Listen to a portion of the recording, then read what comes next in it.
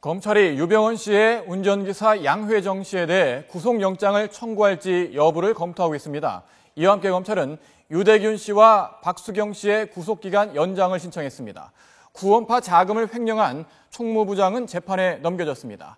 인천지검 특별수사팀에 나가 있는 YTN 중계차 연결합니다. 조임정 기자. 네, 인천지방검찰청입니다. 양회정 씨 구속영장 청구 여부는 아직도 결정되지 않았습니까? 네, 그렇습니다. 검찰이 고심에 고심을 거듭하고 있습니다.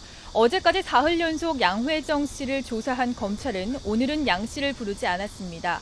대신에 그동안 조사했던 내용들을 검토하고 있는데요.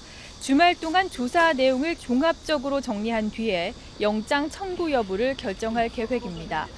양 씨의 범죄 가담 정도가 깊고 또 자수 경위가 석연치 않다는 점에서 구속영장이 청구될 가능성이 높아 보이는데요.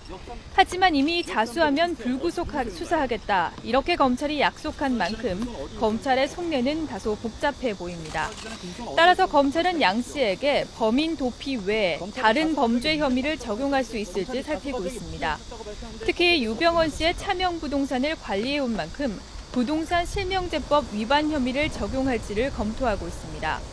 혐의 적용이 가능하다면 다음 주 중으로 영장을 청구할 것으로 보입니다. 이와 관련해 검찰은 다음 주쯤 양 씨와 김엄마 등을 추가 소환 조사할 수 있다고 밝혔습니다. 네, 검찰이 유대균 씨의 구속기간을 연장했군요. 특별한 이유가 있는 겁니까? 네, 검찰 관계자는 대균 씨에게 추가로 조사할 게 남아 있어서 구속기한을 연장했다고 밝혔습니다. 형사소송법에 따라서 검찰은 구속기한을 한 차례 연장해서 최장 20일까지 조사를 할 수가 있습니다. 대균 씨가 체포된 게 지난달 25일이니까 그러니까 오는 13일 전에는 기소를 해야 하는 건데요. 검찰은 오는 구속기한을 10일 연장해달라고 법원에 신청했지만 법원 판단에 따라서 실제 구속기한은 달라질 수 있다고 설명했습니다. 검찰 관계자는 대균 씨의 횡령과 배임 규모가 99억 원에 달하는 만큼 확인할 게 많다고 설명했습니다. 세부 내용을 확인하고 추가로 조사할 부분도 남아있다는 겁니다. 이와 함께 검찰은 대균 씨와 함께 체포된 조력자 박수경 씨의 구속기한도 연장 신청했습니다. 검찰은 유병헌 일가의 도주 과정에서 이들이 어떤 역할을 했는지 자세하게 들여다볼 예정이라고 설명했습니다.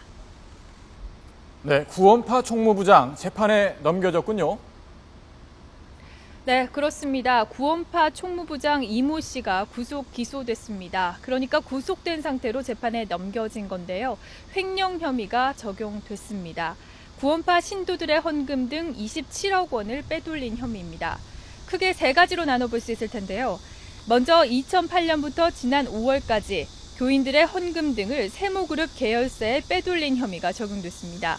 이와 함께 2009년 4월부터 2012년 10월까지 금수원 식품 판매 대금 1억 4천만 원을 빼돌린 혐의도 함께 받고 있습니다. 이 씨에게는 세월호 참사 원인을 규명하기 위해 구원파가 포상금 명목으로 모금한 성금 1억 원을 횡령한 혐의도 함께 적용됐습니다. 네, 유병헌 일가의 숨은 재산 찾기에도 속도가 붙고 있군요. 추가로 또 찾았다고요?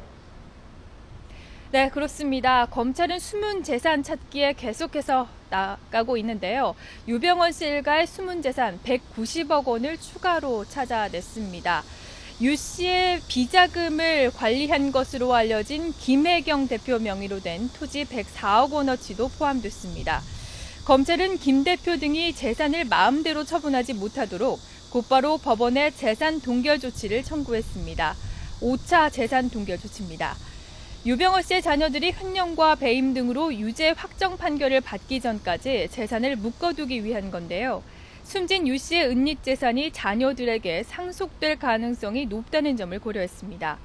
이와 함께 검찰은 이미 동결된 유병헌 씨 재산에 대해서도 대균 씨와 혁기 씨, 섬나 씨의 범죄와 관련된 재산으로 동결 조치했습니다. 지금까지 인천지방검찰청에서 YTN 조임정입니다.